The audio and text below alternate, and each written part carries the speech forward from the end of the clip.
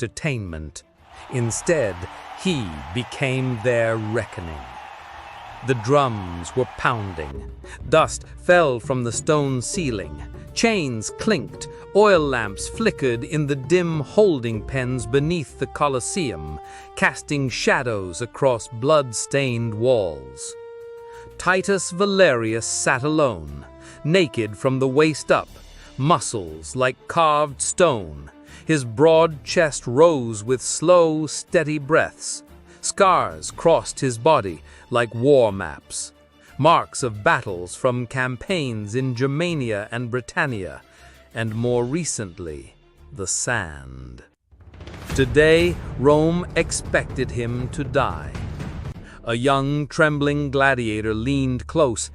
"They say it's lions today, 6 of them, for Nero's birthday." Titus didn't blink. "Then let the pride meet its king." The gates creaked open. Sunlight cut through the darkness like a blade. The roar of 50,000 Romans exploded overhead. "Titus! Titus! The lion! The lion!" He stepped into the light, not as a man, but as a symbol, as vengeance wrapped in muscle. Just 1 year ago, Titus was a Roman centurion, a decorated war hero. He had led legions across cold rivers and broken tribes with iron discipline. But ambition breeds enemies. A treacherous senator, Lucius Varro, betrayed him during a campaign. Accused of insubordination, Titus was quietly stripped of his honors and sold to a ludus, a gladiator school, run by a sadistic lanista named Septimus. The sand became his battlefield. But instead of weeping, he adapted. Every swing of his sword was calculated. Every drop of blood a reminder. Survive until the time is right. He didn't just survive, he dominated. Men twice his size fell to him. Beasts bowed before him. Crowds screamed his name like he was a god reborn. And Nero took notice. The emperor, obsessed with blood, drama, and music, saw in Titus a living legend, an actor in his twisted theater. The Colosseum's underground corridors soon echoed with whispers. Titus, the lion, will never fall. He's not a slave, he's a storm waiting. Then came the invitation. A grand spectacle was planned for Nero's birthday. 100 gladiators, lions, elephants, and fire. The finale? Titus facing 6 lions, alone. Septimus begged him to refuse, but Titus simply replied, "I've waited long enough. If I die, it will be loud." As Rome feasted, Titus prepared. In secret, he met with others, veterans turned gladiators, slaves with memories of liberty, a mute blacksmith who still bore a legion tattoo. They whispered of rebellion, of turning Nero's theater into a war zone. Among his allies was Cassia, a former noblewoman forced into servitude after her family was purged by Nero's secret police. Her knowledge of tunnels, layouts, and the emperor's habits became crucial. As the celebration neared, Titus learned the truth.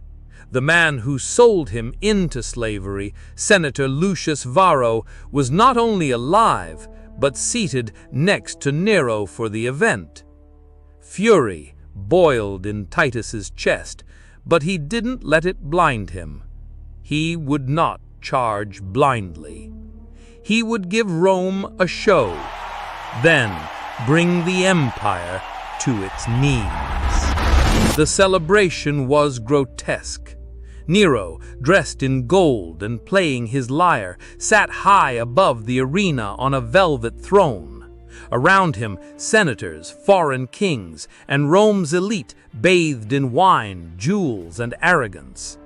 at the center of the Colosseum, 6 starving lions and 1 man. Titus entered shirtless, smeared in war paint made from ashes. The crowd held its breath. Even Nero leaned forward. A horn sounded. The gates opened. The lions charged. What followed was not just survival, it was slaughter. Titus moved like a phantom, rolling, stabbing, dodging, commanding. Blood sprayed the sand.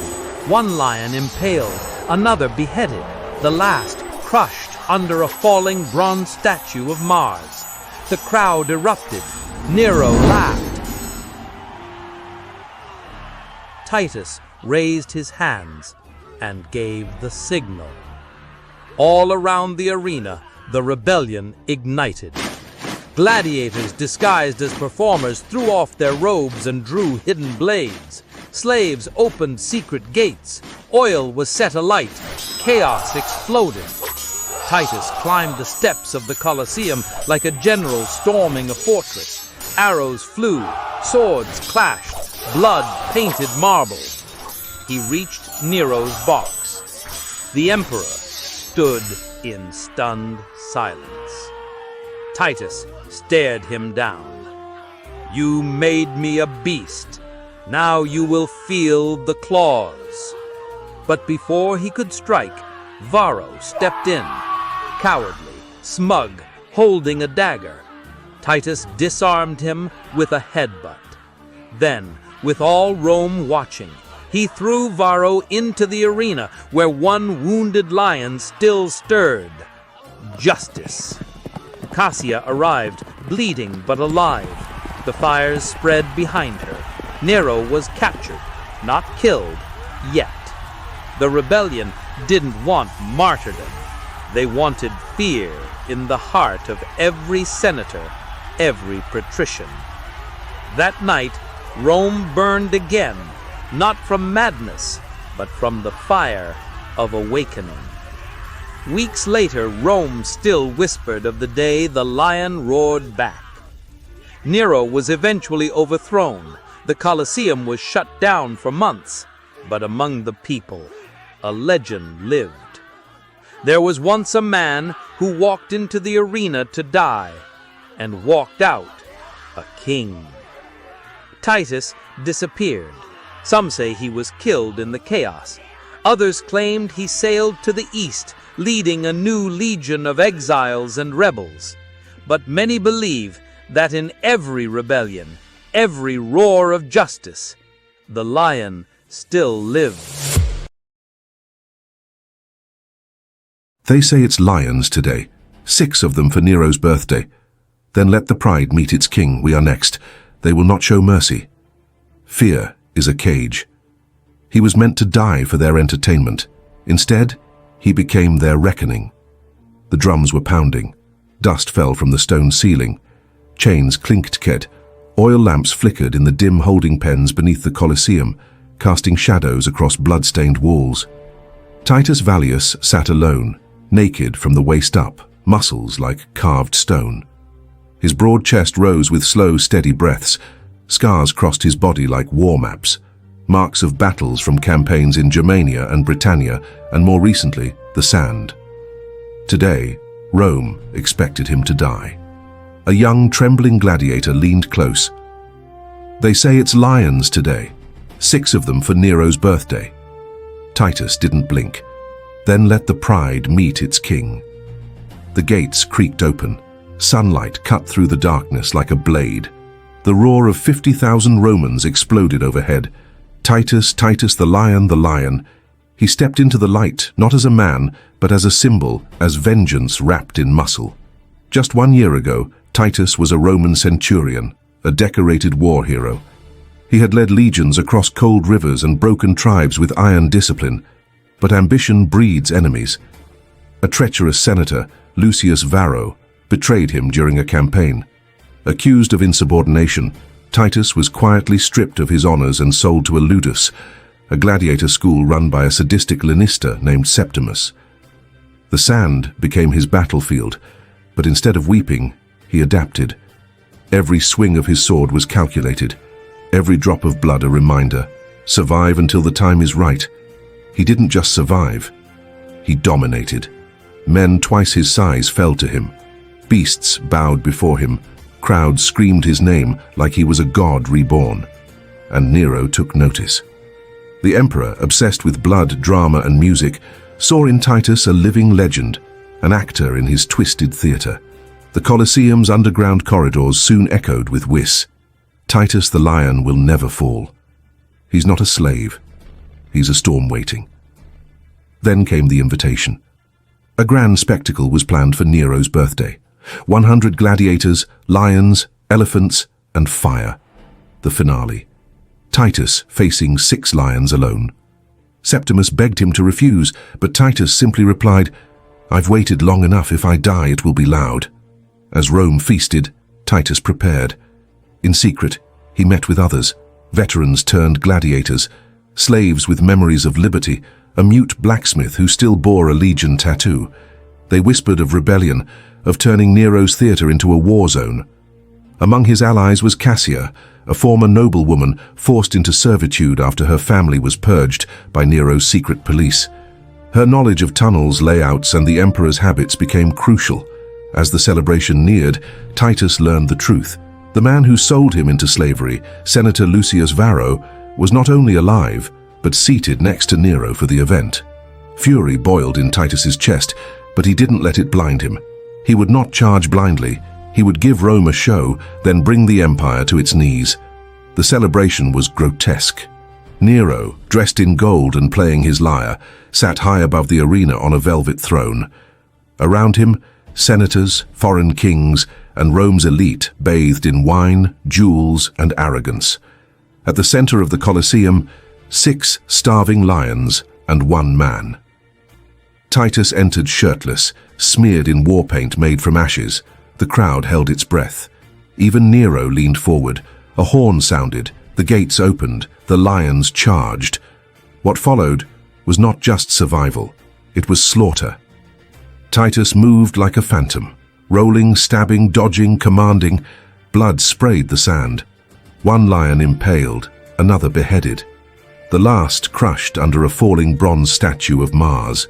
The crowd erupted. Nero laughed. Titus raised his hands and gave the signal.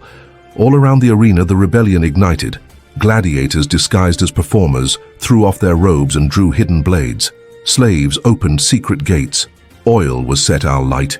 Chaos exploded. Titus climbed the steps of the Colosseum like a general storming a fortress. Arrows flew, swords clashed, blood painted marble. He reached Nero's box. The emperor stood in stunned silence. Titus stared him down. "You made me a beast. Now you will feel the claws." But before he could strike, Varro stepped in, cowardly, smug, holding a dagger. Titus disarmed him with a headbutt. Then, with all Rome watching, he threw Varro into the arena where 1 wounded lion still stirred. Justice. Cassia arrived bleeding, but alive. The fires spread behind her. Nero was captured, not killed yet. The rebellion didn't want martyrdom. They wanted fear in the heart of every senator, every patrician. That night Rome burned again, not from madness, but from the fire of awakening. Weeks later, Rome still whispered of the day the lion roared back. Nero was eventually overthrown. The Colosseum was shut down for months. But among the people, a legend lived. There was once a man who walked into the arena to die and walked out, a king. Titus disappeared. Some say he was killed in the chaos. Others claimed he sailed to the east, leading a new legion of exiles and rebels. But many believe that in every rebellion, every roar of justice, the lion still lives. The sewer reeked of rot and blood. Titus Valerius crouched in the dark, his scarred chest heaving, a stolen sword heavy in his hand. Above, Rome burned. Screams and clanging steel echoed through the stone tunnels. A praetorian's blade flashed, slicing air inches from Titus's throat. He ducked, heart pounding, and slammed the guard's head against the slimy wall. The man crumpled, his helmet splashing into the muck. "Move," Titus hissed. Cassia, sharp-eyed, clutched a tattered scroll and led the way. Marcus, the young gladiator, trembled, his dagger shaking. Gaius, grizzled and stubborn, muttered curses, dragging the mute blacksmith, whose hammer glinted faintly. They were fugitives now, rebels who'd turned Nero's Colosseum into a battlefield. The tunnel shook as a temple collapsed above, its roar swallowing Marcus's gasp. Embers drifted through cracks like fireflies, painting the gloom red. Titus pushed forward, boots splashing. "They'll crucify us if we're caught," Cassia whispered, her voice steady despite the fear in her eyes. The scroll she held, Nero's list of traitorous senators, was their only weapon. Titus's rebellion had toppled an emperor, but Rome was a hydra. Cut one head, and another grew. Now, Praetorians hunted them, and the city choked on its own ashes. They reached a ladder. Titus climbed first, shoving open a grate. Ruined streets greeted them. Looters fought soldiers, their blades sparking in the firelight. A horse's corpse lay nearby, flies buzzing. "We should fight," Gaius growled, gripping his axe. "Hide like rats. That's not you, lion." Cassia shot back. "Fight and die. We need allies, not graves." Titus's jaw tightened. Guilt clawed him. A child's body in the Colosseum's rubble flashed in his mind, a cost of his revolt. "We didn't burn Rome to die in it," he said, voice low. "This scroll names senators who'll sell the empire for power. We take it east, rally the provinces." His words were a spark, igniting purpose. A shadow moved. Titus spun, sword raised, as a cloaked figure stepped from an alley. "You'll never reach the east alone," she said, voice smooth, accented. Aisha, a Parthian merchant, lowered her hood. Her dark eyes gleamed with secrets. "I know safe roads. Give me the scroll and I'll guide you." Gaius snarled. "A spy!" Titus studied her. "Why help us?" Aisha's smile was sharp. "Rome's enemies are my friends." Suspicion hung heavy, but Titus nodded. They had no choice. The group slipped into an abandoned stable, its roof half collapsed. Bones crunched underfoot, horses starved in the chaos. A single oil lamp flickered, casting jagged shadows. Cassia unrolled the scroll, its edges charred. "It names Senator Publius," she said. "He backed Varro's betrayal of you, Titus. Now he's plotting with eastern governors." Titus's fists clenched. Publius, another snake who'd stripped him of his legion and sold him to the arena. Revenge burned, but he forced it down. "He's one of many," Titus said. "We expose them all, or Rome rebuilds its cage." Aisha leaned closer, her scent of spice cutting through the stable's decay. "My brother's enslaved in Parthia," she said softly. "The scroll could buy his freedom." Marcus, wide-eyed, whispered, "Can we trust her?" Gaius spat. "She'll sell us out." Titus's gaze locked on Aisha. "Betray us, and you'll meet my blade." Her nod was curt, but her eyes hid something, fear or cunning. Hooves thundered outside. Titus doused the lamp. Through a cracked wall, he saw torches, mercenaries, their armor marked with Publius's crest. "They found us," Cassia breathed. Titus signaled the blacksmith, who hefted his hammer. Marcus's hands shook, but he stood ready. Gaius grinned, eager for blood. Aisha drew a curved dagger, silent. The stable door splintered as mercenaries charged. Titus moved like a storm. He parried a sword, drove his blade through a man's chest, and kicked another into a rotting beam. It cracked, dust falling like rain. Cassia stabbed a mercenary's thigh, her movements precise. Marcus froze, then slashed wildly, drawing blood. Gaius roared, his axe cleaving a helm.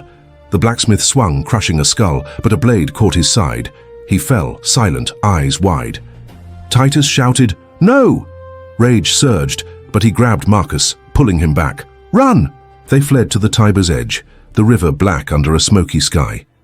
The blacksmith's body lay behind, a weight on Titus's soul. Aisha pointed to a skiff hidden in reeds. "Hurry!" she urged. They piled in, Gaius cursing the loss. As they rowed, arrows hissed, one grazing Titus's arm. Blood dripped, mixing with river water. Cassia tore her sleeve, binding his wound. "We can't keep losing people," she said, voice breaking. Titus stared at the scroll, now stained with his blood. "We won't," he vowed. Publius will pay. The skiff drifted into fog, Rome's fires fading. Titus's mind churned. Nero's words haunted him. Rome eats its heroes. He'd spared the emperor to avoid martyrdom, but had he unleashed worse chaos? Galba, the new emperor, was old and weak. Publius's kind would prey on that. Titus gripped the scroll. It wasn't just revenge now, it was a fight to break Rome's cycle of tyrants. But doubt gnawed. Was he a liberator, or just another blade in the dark? Aisha's voice cut through. The Tiber leads to Ostia. Ships there can take us east. Titus nodded, but Gaius muttered, "She'll lead us to a trap." Marcus, pale, clutched his dagger, eyes on Titus for hope. Cassia whispered, "We trust you, Lion." The name felt heavy. Titus looked at the fog, the river's ripples like scars on his skin. "East," he said. "We find allies, or we die trying." A distant horn sounded. More hunters. The skiff rocked as they rowed faster, the Tiber carrying them from Rome's ashes into an uncertain dawn. Titus's wound throbbed, but his resolve hardened. Publius, the senators, the empire, they'd face the lion's claws. The skiff cut through the Tiber's fog, its ripples swallowed by the night. Titus Valerius gripped the oars, his wounded arm burning. Blood soaked Cassia's makeshift bandage, but he didn't flinch. Across from him, Cassia studied the scroll, her face lit by moonlight. Marcus, pale and shaken, clutched his dagger, eyes darting to the shadows. Gaius muttered curses, rowing hard, while Aisha scanned the riverbank, her curved blade ready. Behind them, Rome's fires glowed like a dying beast's eyes. The horn of their pursuers faded, but Titus knew the hunt wasn't over. "Ostia's close," Aisha whispered. "Ships wait there." Titus nodded, but doubt gnawed. Could he trust her? They reached Ostia's docks at dawn, the air thick with salt and fish. Broken crates littered the shore. Merchants shouted over squawking gulls. Aisha led them to a weathered ship, its captain a scarred Parthian named Cave. "He'll take us to Illyricum," she said. Gaius spat. "Another foreigner? We're walking into a trap." Titus silenced him with a look. "We need her roads. Stay sharp." Cave's grin was crooked. "Pay in gold or blood, Lion." Titus handed over a stolen Praetorian ring, Varro's from the Colosseum. Cave's eyes gleamed. Bored now. The ship creaked across the sea, waves slapping its hull. Titus stood at the bow, wind stinging his face. Cassia joined him, the scroll tucked in her cloak. "Publius is worse than Varro," she said. "He's bribing Eastern governors to back a new emperor. If he wins, he'll hunt us forever." Titus's jaw tightened. A flashback hit. His old legion, cheering as he raised Rome's eagle standard. Now he was a fugitive, his honor dust. "We'll expose him," he said, "but we need an army." Cassia's eyes softened. "You're still a general, Titus." Below deck, Marcus practiced swings with his dagger, clumsy but determined. Titus knelt beside him. "Keep your wrist loose," he said, guiding the boy's arm. Marcus's face lit up, a spark of hope. "Will I fight like you, Lion?" Titus forced a smile. "Better." But his heart sank. Marcus was no soldier yet, and war loomed. Gaius watched, arms crossed. "Boy's soft. We need killers, not dreams." Titus ignored him, but the words stung. Was he leading them to freedom or death? A storm hit on the second night. Lightning cracked, rain lashed the deck. Titus tied ropes as waves tossed the ship. Aisha shouted, "Reef ahead!" Cave steered, cursing in Parthian. A crate broke free, smashing into Marcus. He screamed, pinned. Titus heaved it off, blood streaming from the boy's leg. Cassia tore her cloak, binding the wound. "Hold on, Marcus," she urged. His cries faded, eyes fluttering. Titus gripped his hand. "Stay with me, kid." The storm's roar drowned his words, a brutal reminder of their fragility. They landed in Illyricum's rocky hills, Marcus limp in Gaius's arms. The air was cold, pine-scented. Aisha led them to a hidden trail, her steps sure. Titus carried the scroll, its weight heavier than his sword. They reached a rebel camp at dusk, tucked in a valley. Tents sprawled under cliffs, lit by fire pits. Decimus, a lean former tribune, greeted them. His eyes burned with zeal, scars crisscrossing his face. "The lion himself," he said, clasping Titus's arm, "will burn Rome to the ground." His men cheered, but Titus tensed. Burn everything? That wasn't his fight. The camp buzzed with outcasts, veterans, runaway slaves, even a few deserters. Decimus offered bread and wine, but his gaze lingered on the scroll. "That list could buy us weapons," he said. "Give it to me." Titus shook his head. "It's for exposing traitors, not funding wars." Decimus's smile faded. "Rome only falls in fire, Lion." Cassia stepped in. "We need allies, not chaos." Aisha stayed silent, her eyes on the scroll. Gaius muttered, "This place reeks of betrayal." That night, Titus sat by Marcus, who slept feverishly. Cassia cleaned his wound, her hands steady but face drawn. "He's young," she said, "like my brother was." Her voice cracked, a rare glimpse of pain. Titus touched her shoulder. "I've lost men before," he said. "Good ones, I won't lose him." But doubt gnawed. A flashback showed his legion ambushed in Germania, betrayed by Varro's lies. Was he leading another doomed fight? Aisha slipped into the tent, her voice low. "Decimus sent a rider to Publius. He wants the scroll for a reward." Titus's blood ran cold. "You're sure?" Aisha nodded. "I know betrayal's stench. My brother, he works for Rome now. I need that scroll to free him." Her eyes pleaded, raw. Titus gripped his sword. "Help us and you'll get your chance." She nodded. A fragile truce formed. Drums woke them before dawn. Decimus's men surrounded the camp, blades drawn. "Give me the scroll, Lion," he shouted. Titus stepped out, sword raised. "You want it? Come take it." Decimus laughed, but his men hesitated. Titus's legend loomed. Cassia grabbed Marcus, dragging him to cover. Gaius roared, axe ready. Aisha whispered, "There's a cave behind the camp. Run!" Titus nodded, but his eyes locked on Decimus. This wasn't just betrayal. It was a test. The fight erupted. Titus moved like a phantom, cutting down two men. Gaius's axe sang, blood spraying. Cassia shielded Marcus, her dagger flashing. Aisha fought with grace, her blade a blur. But Decimus's men were many. A horn blared. Publius's mercenaries crested the hill, torches blazing. Titus's heart sank. "Cave!" he shouted. They ran, arrows hissing. Aisha led them into a narrow cave, its mouth hidden by vines. Inside, darkness swallowed them, the scroll their only light. Titus leaned against the damp stone, breath ragged. Marcus groaned, alive but weak. Gaius spat blood. "Another trap, Lion?" Cassia clutched the scroll, her eyes fierce. "We're not done."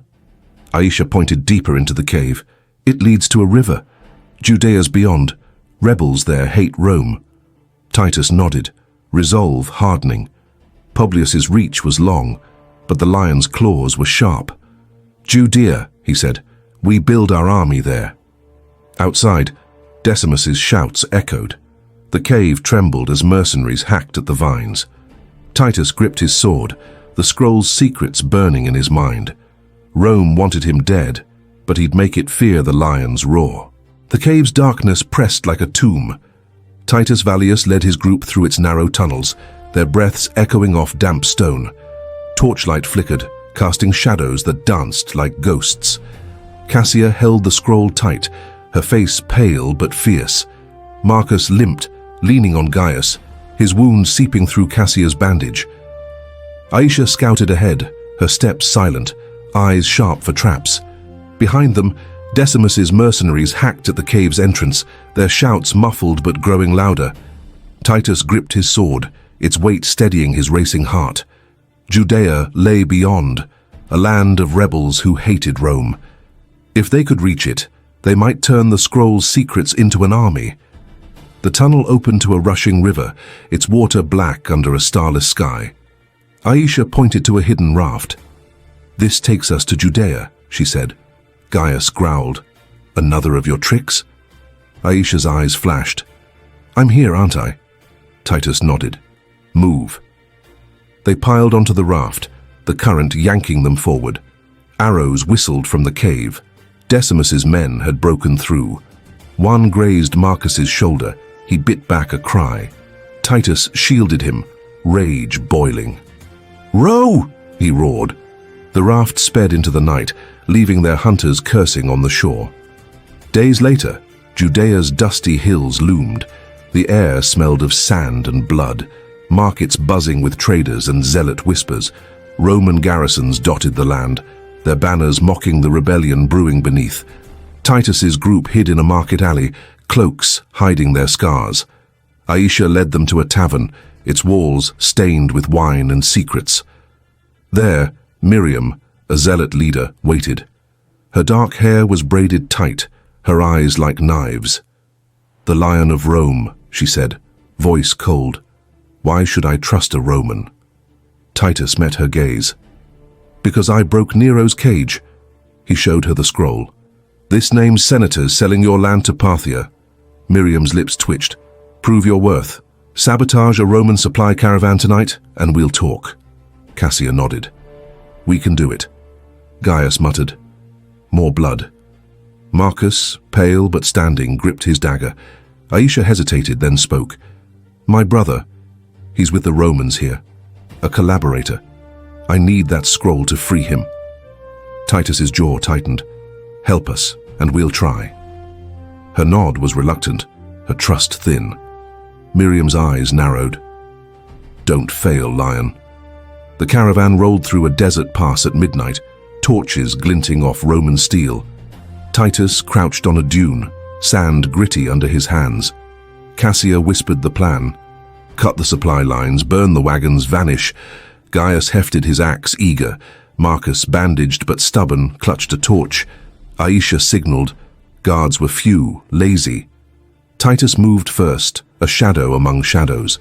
He slit a guard's throat, blood soaking the sand. Cassia tossed oil. Marcus lit it. Flames roared, wagons erupting in a blaze that lit the sky like a false dawn. Gaius hacked a centurion down, laughing. Aisha disarmed another, her blade swift. But a horn blared. Reinforcements charged from the dark. Publius's men tipped off. Titus cursed. "Ambush!" He fought like a storm, swords slashing through armor.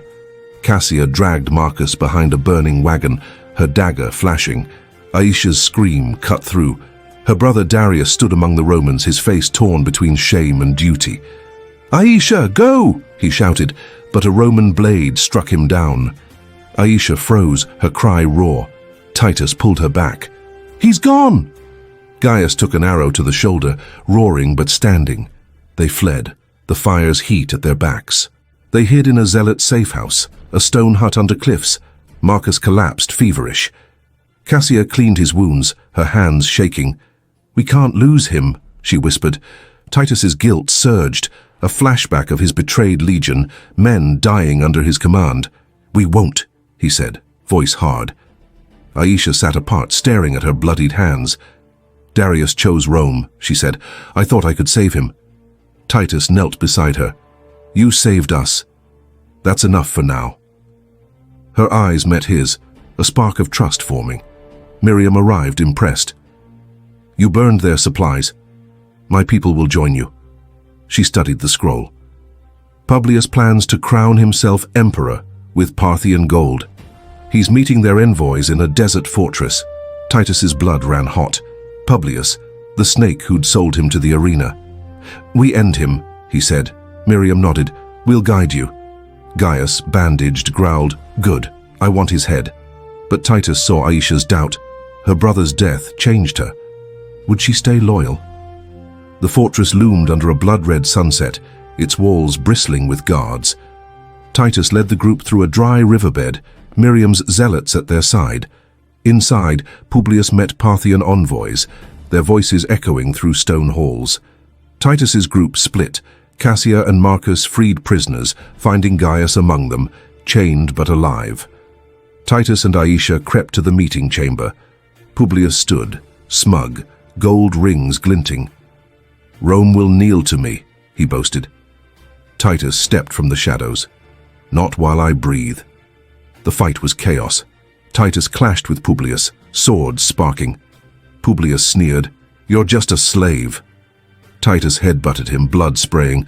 "I'm the lion." He drove his sword through Publius's chest, the senator collapsing like a broken statue. Parthian envoys drew blades, but Titus raised a hand. "Join us or leave. Rome's time is done." They hesitated, then fled. Aisha nodded, her loyalty sealed. Cassia and Marcus burst in, Gaius limping behind. The fortress burned as zealots set fires, its walls crumbling like Rome's pride. Outside, Miriam clasped Titus's arm. "Judea fights with you." The scroll, now complete with Publius's death, named more traitors. Titus looked to the horizon, where Rome's chaos grew. Galba was dead, whispers said, and new emperors rose. The Lions' War wasn't over. "We head east," he said. "Build something new." Aisha's eyes shone. "For my brother." Cassia smiled, Marcus stood taller, and Gaius grunted, "Let's make them bleed." The desert wind howled, carrying the lion's name. Titus gripped his sword, ready for the next fight.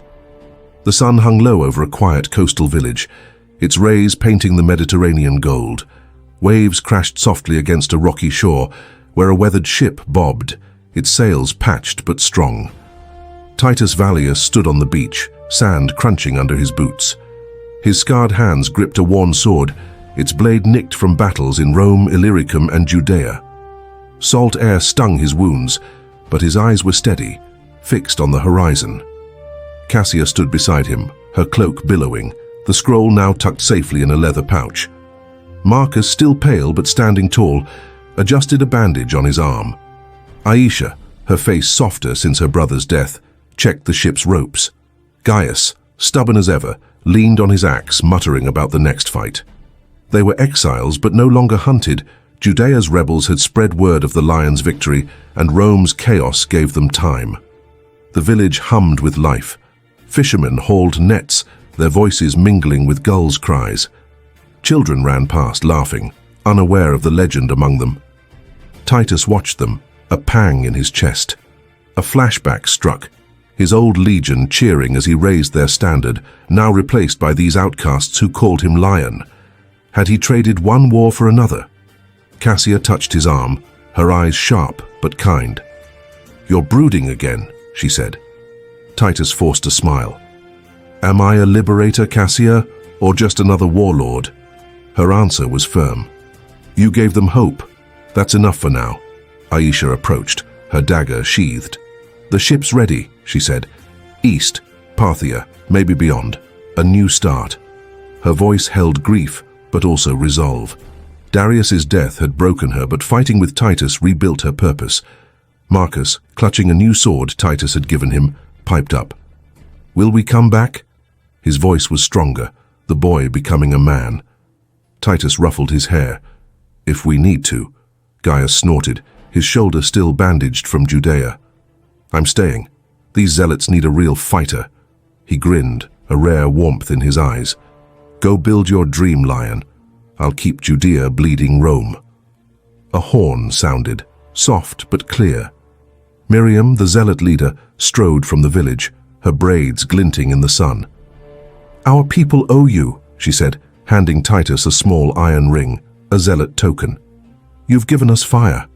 Use it wisely." Titus nodded, slipping the ring onto his finger. It felt heavy, like his name. The scroll, now complete with Publius's death, named more traitors, senators plotting to carve up Rome's corpse. Galba was dead, whispers said, and new emperors, Otho Vitellius, fought like dogs over scraps. Titus's rebellion had cracked the empire, but its shadow loomed. He turned to the ship. The crew, a mix of Parthian sailors and Judean exiles, shouted orders. Sails snapped in the wind, ropes creaking. Aisha climbed aboard, her eyes scanning the sea. "For my brother," she whispered, a vow to herself. Cassia followed, her steps sure. "We'll need a plan," she said, tapping the scroll. "Those senators won't fall easily." Marcus hesitated, then boarded, his sword gleaming. "I'm ready, Lion," he said, voice steady. Titus lingered, sand shifting under him. Gaius clasped his arm. "Don't die out there," he grunted. "Rome's not done with you." Titus nodded, a flicker of doubt in his chest. Was he running from Rome or towards something greater? The ship pushed off, waves lapping its hull. Titus stood at the bow, the village shrinking behind them. The sun sank, painting the sky crimson like blood on Judea's sands. A gull swooped low, its cry sharp, a pattern interrupt that broke Titus's thoughts. He remembered Nero's words, "Rome eats its heroes." Had he escaped that fate, or was he sailing into another cage? Cassia joined him, her presence steadying. "You're not Nero," she said, reading his silence. "You fight for us, not glory." Titus gripped the rail, the zealot ring cold against his skin. "I hope you're right." The sea stretched endless, a blank slate. Whispers of the lion spread. Judean rebels sang of him. Parthian spies carried his name. Slaves in distant lands dreamed of his roar. Titus didn't hear them, but he felt their weight. A flashback hit, his mother, long dead, telling him as a boy, "Lead with heart, not steel." Had he? Marcus's laugh broke the moment. The boy sparring with a sailor, clumsy but fierce. Aisha smiled, a rare softness. Titus's doubt eased, not gone, but quieter. He wasn't just a blade now. He was a spark. The ship sailed into dusk, stars piercing the sky. Titus looked east, where mountains rose like promises. Parthia, or beyond, a place to build, not burn. The scroll held secrets to topple more traitors, but it was hope, not vengeance, that drove him now. Cassia stood close, her shoulder brushing his. "What's next, Lion?" she asked. He didn't answer, but his eyes burned with purpose. The wind carried their ship forward, toward a new dawn.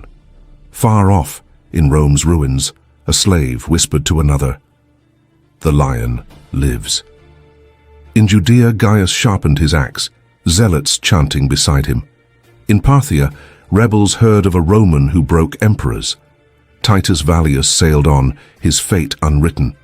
Was he a liberator, a myth, or a man running from his own shadow? The sea didn't answer. But in every rebellion, every cry for freedom, the lion's roar echoed, a fire that wouldn't die,